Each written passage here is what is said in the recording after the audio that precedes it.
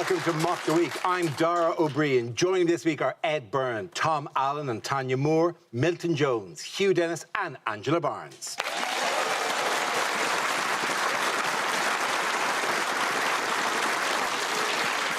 As ever in this time of regulation, our panellists are all sitting with perspex dividers between them because of COVID.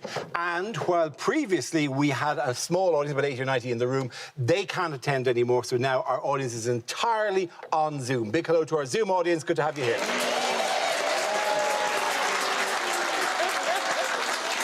Yes, we are one more set of regulations away from being a podcast. We start with a round called Picture of the Week. I show the panel a topical image and ask them to tell me what's happening. So, what is going on here? If you pull back, you can see Carrie Simmons above, just about to drop an anvil. Is this Home Alone 47? Or someone's got a guinea pig in the Secret Santa. You can't see it, but in the next door along is Mr. Goings.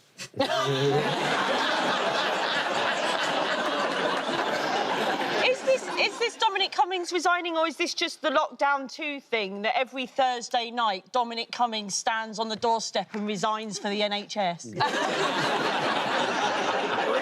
To be fair, Boris thinks he's won, but that whole box is full of loo roll.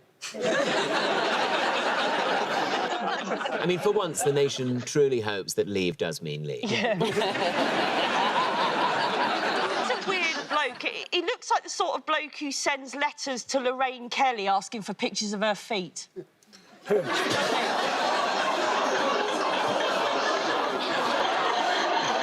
do you know what he looks like? No, do you know what he looks like? No offence, but he looks like somebody let the air out of Dara.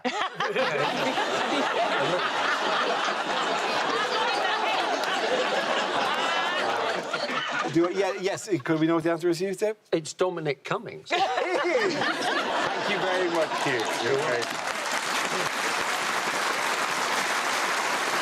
Yes, this is Dominic Cummings, Chief Advisor to Prime Minister Boris Johnson, pictured during his dramatic Downing Street departure this week. This is the news that Cummings and his ally Lee Cain were asked to leave Number 10 with immediate effect. Johnson was said to have lost patience with them after a number of embarrassing leaks and reports of unflattering messages they sent about his fiancée, Carrie Simmons. So this is the picture, which is, I think, unnecessarily Christmassy.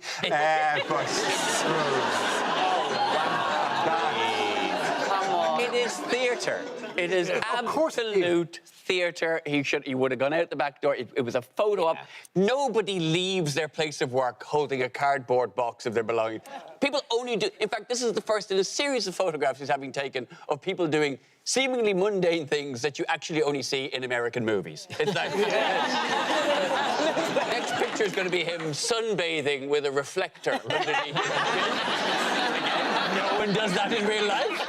Scenes you'll only see in a movie, him drinking whiskey, and in the background there's a screen of children's home movies of birthday parties, and he's going, say happy birthday again, little man.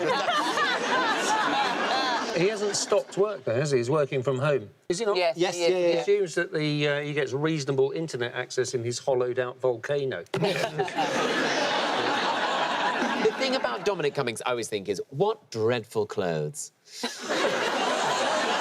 I mean, awful dress sense. He looks like he's just fallen into a rack at TK Maxx and headed off to host a venture scout. Yeah. He looks like every university student on the second week. Why? Why did he have to go? Why? It was partially nicknames, wasn't it? They discovered nicknames on it. And this is astonishing, because Boris apparently was perfectly happy that Dominic Cummings broke lockdown and turned the whole parliamentary party against him and turned most of the country against him. That was absolutely fine. But as soon as Boris found out that he referred to his girlfriend as Princess Nut-Nut, it was all over. And it's not even a nickname, it's the name of the lap-dancing squirrel in Beatrix Potter. I love that. It's sort of, you can destroy faith in public health, but don't slag off my bird. That's the whole Princess nut thing, it really makes me angry because it's a thing that's been used forever when women are justifiably angry about something for men just to tell them they're a bit mad. And it happens all the time. My friend at her wedding got called a bridezilla by the best man because she asked him not to do coke off the present table. And it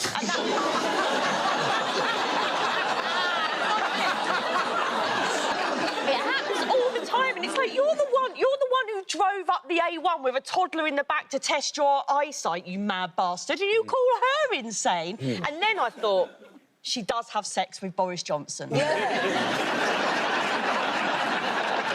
Do you think when they get married she'll change her name to Carrie Johnson, or is that just a job description?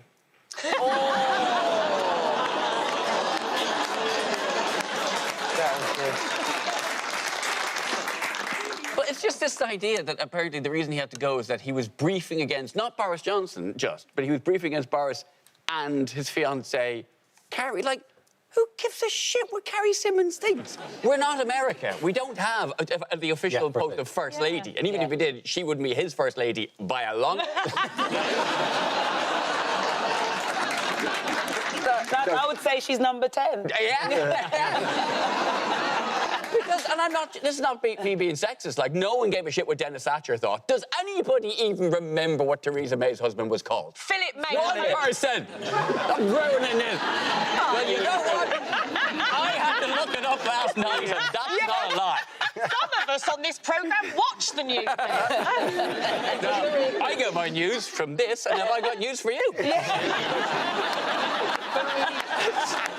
Well, wait till you hear about the vaccine.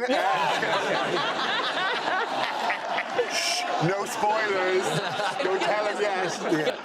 I'm going to read this next week exactly as it's written because I think it deserves to be read exactly as written. How might all this affect the post-Brexit trade negotiations with the EU? This is definitely the group you should be asking that of. Yeah. This is definitely the Brains Trust who should be trusted with this. I have to tell you, I've been coming on the show since Brexit was voted for, and this is the week when we change American president and we get a vaccine for coronavirus. Yeah. I'm not going to talk about Brexit. I'm done. I've said everything that I wanted to say about it. It's interesting. Do you hear that? Yeah. That's the will of the people.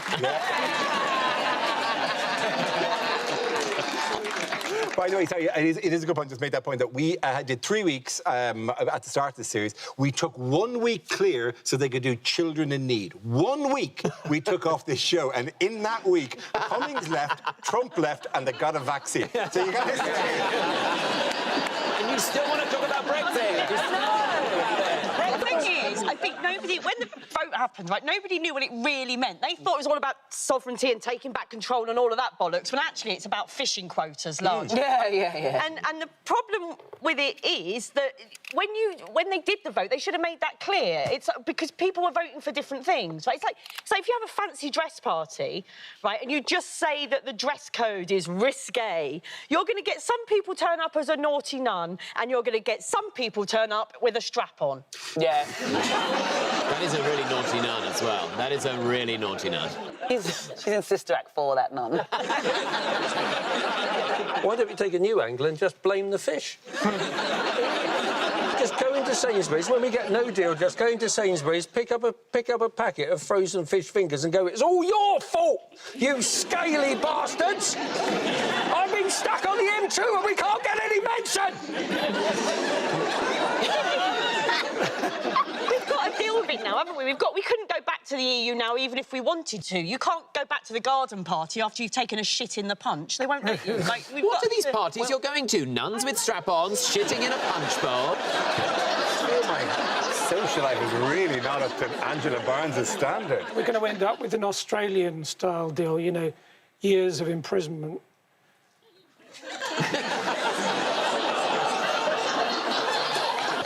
What other setback did Boris Johnson have this week? He got told to isolate. Yes, he is isolating because that app, do you remember that app? Do you remember that app? Do you remember that app we all put on the phone? Yeah. Like, whatever? His went ding. For the first time, the app went ding, and somebody went and blew all the dust off the app because it hasn't gone ding before. I've said this before, but I don't know why they didn't get the gays to do the whole thing. Yeah. Because we've had Grindr for ages, which tells you where you're nearest. handed over to COVID. Yes. And now they're telling everybody the only way you can meet up with someone is in a park. I mean, I don't mean to play on stereotypes.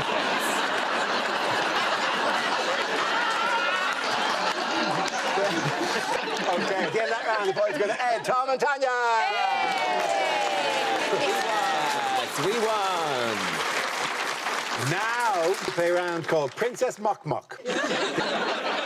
This game involves Milton and Tom, so if you could make your way to the performance area, please. This round is a stand-up challenge. I launch the wheel of news, and wherever it chooses to stop, one of our performers must step forward and talk about that subject. OK, here we go. Let's spin the wheel.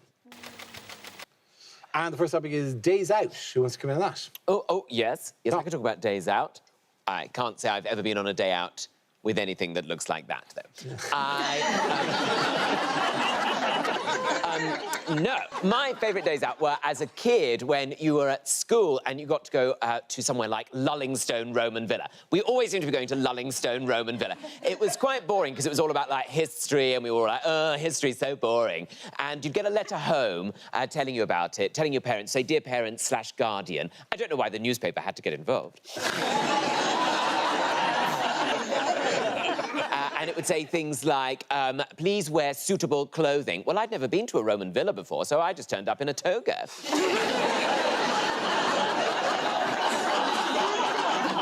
And when you get there, right, on the day, you get siphoned off into little groups, which are headed up by either an out-of-work parent, maybe a local lollipop lady, or, seemingly, just any old local criminal. You're taken to Lullingstone Roman Villa. You're quite enjoying looking round, but then it's made really boring because you're made to fill out these horrible worksheets where you have to, like, answer questions like, tell us what the lady of the house thought of the aqueduct, which was not a euphemism. And then... the only thing that really mattered to us was spending the £1.50 we'd been given by our mum in the gift shop. And the gift shop was mainly filled with pencil sharpeners with Lullingstone Roman Villa written on them, or rubbers with Lullingstone Roman Villa written on them, or sometimes just a rock with Lullingstone Roman Villa written on it. And that was basically the highlight of the whole day. Now, I feel like the hallmark of being an adult is the main thing you do is you join the National Trust. That's what everybody does. Don't join English Heritage. It's not the same. They will tell you to fuck off from their gravel driveway if you join English Heritage.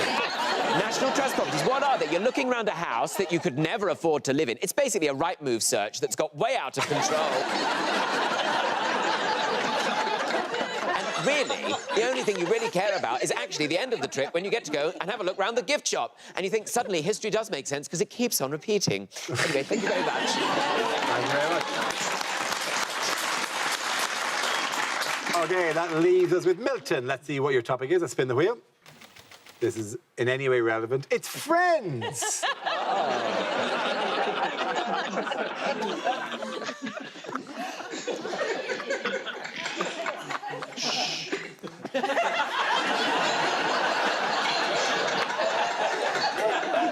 Friends sometimes ask me why I'm training 2 rabbits to leap up in the air behind me and flex their ears simultaneously. Well, I say, friends.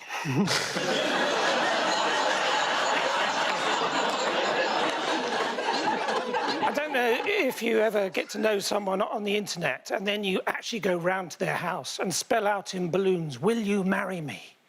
And then you see their actual face and you pop the question.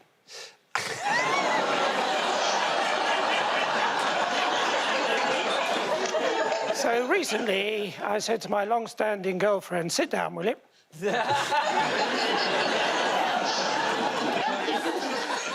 Ed Byrne, that sounds like a nasty injury.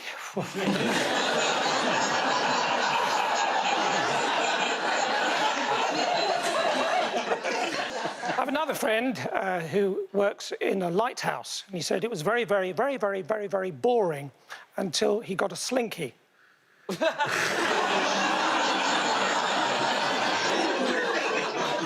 I've got another friend who thinks I've got attention deficit. Look at those lights.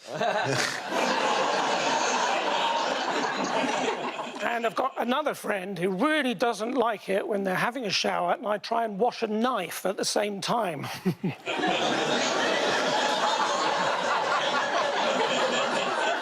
Billy Jones. $1.38 goes to Mr. Jones. Go on, Mr. Jones.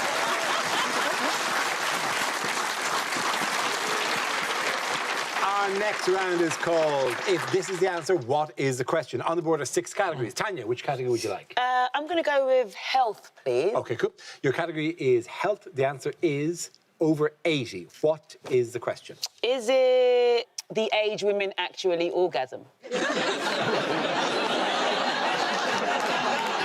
The women went with it. I think we know. Not in my experience. Is it the number of Valentine cards sent by Dara to Professor Brian Cox?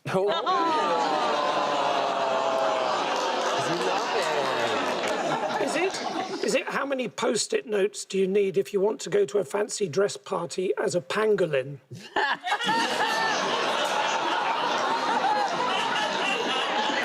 Is it how many politicians does it take to work PowerPoint? Next slide, please. Next slide, please. Is it exercise and diet keeps him looking young? But actually, how old is Joe Wicks?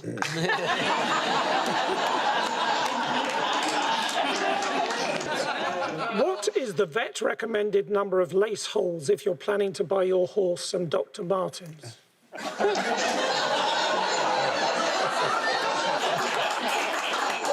Is it, since lockdown, how many of my 99 problems are actually bitch-related?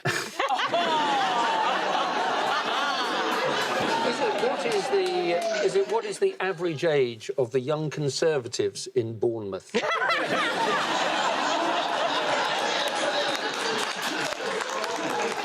Is it? How many TV appearances has Tom Allen made this week?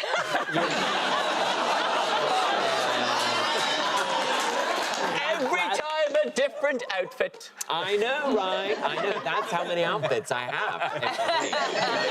I'm thrilled that you've got enough time to spend at home watching. Is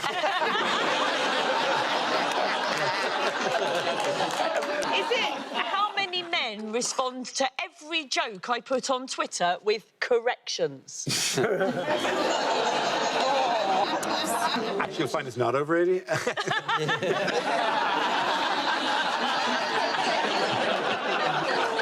Is it how many people called Alistair did I invite to a book launch when I worked in PR instead of A-listers? And you know the correct answer. Is by law, how many people must mingle outside of student halls in Manchester? It is, by law, what is the speed limit if you're in a hurry?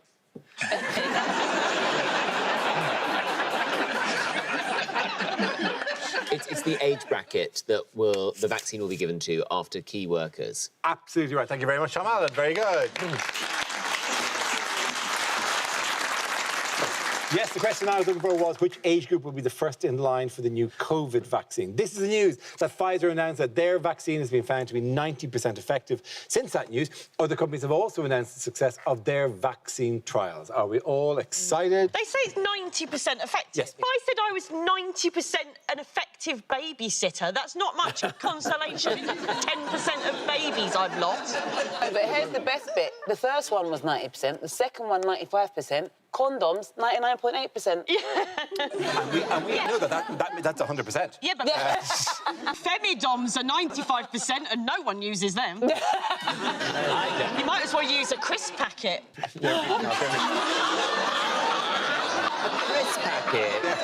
You can take the girl out of Maidstone. What sort of crisps were they? Ready salted, I'm not an animal. The Femidon is very much like a shopping bag, but not a bag for life, ironically. Thank you very much. Thank you very much. I noticed there was like a bit of good news, and then the BBC News website waited about 8 minutes, and then we're like, yeah, but don't get too happy. Just remember, it won't make any effect yet, and it probably won't. No, everybody will still be miserable. Don't get too excited about it. Probably tastes horrible. And it- so just before that, like you. So don't think you can have Christmas, because that's off the table. Yeah, so keep being miserable. Do you know what? I'm going to wait for the Russian vaccine because that's much less invasive. They just send a bloke bloke round your house who rubs it on your door handle. It has to be kept at -70, right? And Yeah. they're saying they're going to keep it in, like, this super thermos to contain it. But, babes, isn't that just a flask? No, it will require a totally independent infrastructure to deliver cold goods, and so Mr. Whippy has stepped in. It is time for me to do my duty. My parents told me that it was playing the music because it had run out of vaccines. There's a problem because they have to use dry ice and there's a CO2 shortage, apparently. So that could be a problem. It's a problem for the vaccine. It's also a problem for people like me who like to make an entrance into a living room. It's great to be at your party. Later, I will shit in the punch. But now, I'm arriving dramatically. Like, obviously, you've got to give it to the old people first, and then you have to give it to people who are doing important work. So I reckon it should go David Attenborough, Captain Tom, and then the woman who does my bikini line. You've got to let her retire. She's 93.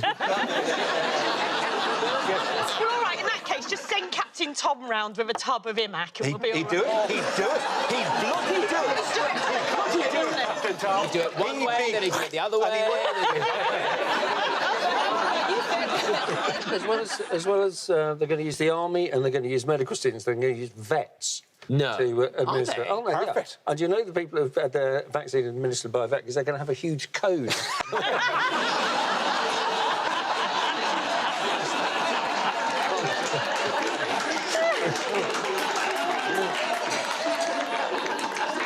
Stop it.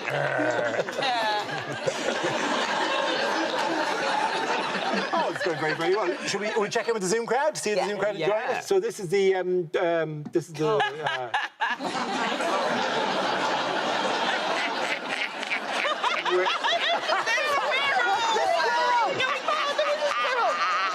What's the squirrel? What is that? All right, come back out. Where are you all? It looks like the only person who was really smart was the lady in the bottom because she just moved her phone. Okay, at the end of that round, the points go to Ed, Tom, and Tanya.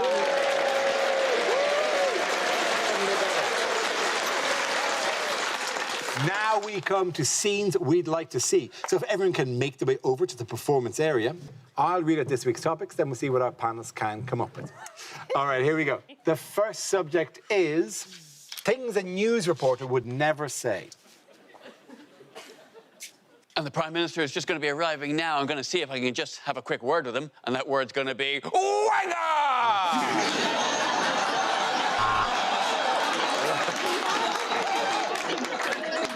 And I'm reporting live from North Korea because my colleagues hate me.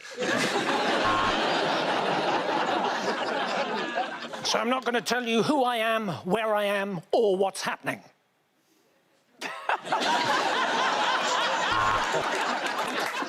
All around me, I can hear shelling. Why? I am in a pea factory.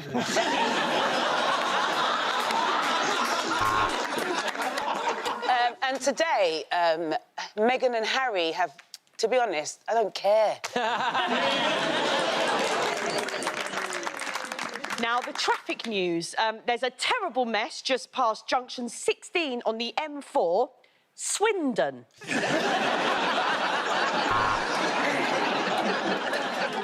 And now, to find out how those peace talks are progressing, we're going to cross now to Camp David. Oh, hello, Ducky!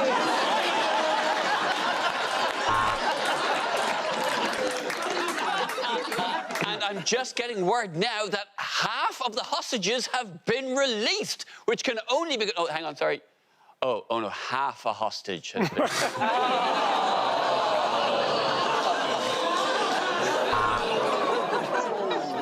You're watching Channel 5 News. Sorry, I'm a bit... Sorry, no one's ever done that before. Have you sat on the remote?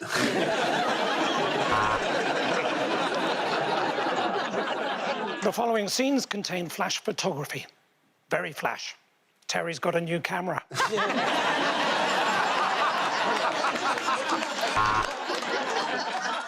Tonight, the winner of the Euro Millions largest ever rollover jackpot has been announced. That's right. Read your own fucking headline.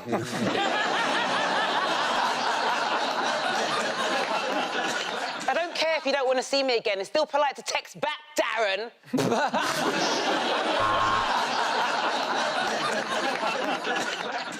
And now back to Phil Collins in the studio.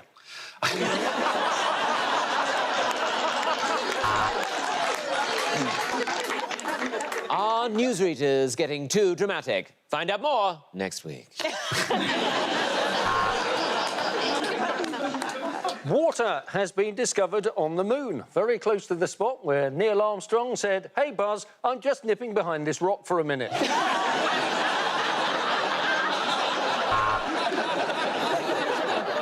Eyewitnesses say that the flasher bears an uncanny resemblance to Gru from Despicable Me and emits a short buzzing noise just before exposing himself.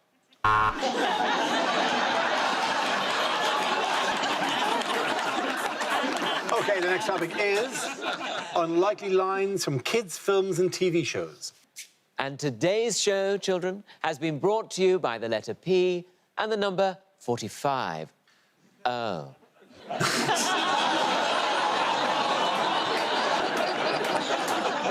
1, 2, 3, 4. Gosh, Mr. Tumble, you do have a low sperm count.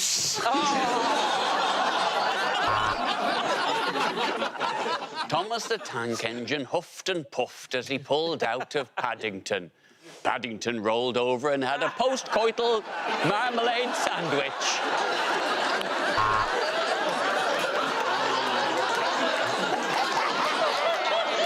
Mash up! Mash up!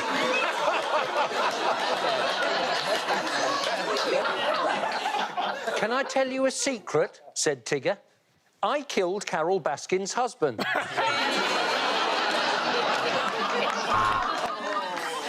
Peppa Pig. Great with rice. In this week's Horrible Histories, we're going to be covering 2020. Oh, no! Next up, it's the world's first fully animated pornography, Sex Toy Story. I don't know what happened. I just joined in with the song and I lost control of the bus.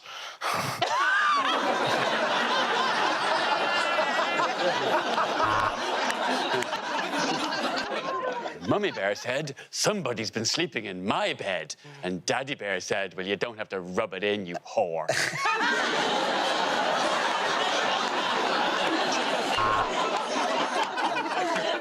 Oh, look, here come the 7 dwarfs. Grumpy, Bashful, Sleepy, Dopey, Crackhead, Nonce and Gimp.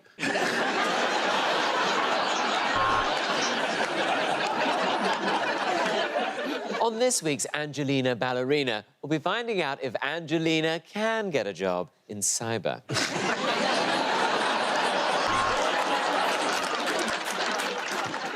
"Hello, fat controller," said Thomas.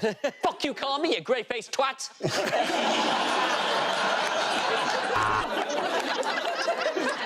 I really love you, Peter Rabbit. Oh, wait, sorry, no, Rampant. Rampant Rabbit.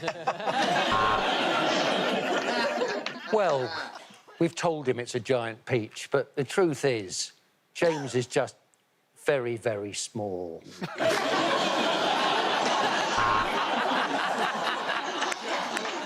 Did you know, children, that without rap music, we wouldn't have Pass the Parcel music?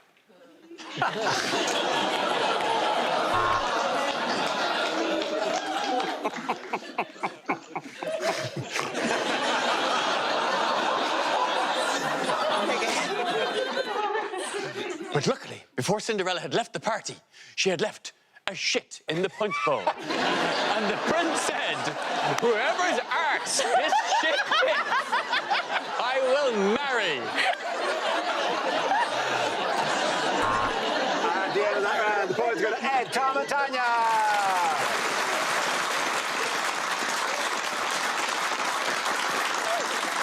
And that's the end of the show. This week's winners are Tanya Moore, Tom Allen and Ed Bird.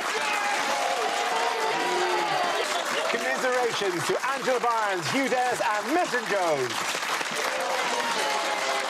Thank you for watching. I'm Dara Breen. Good night.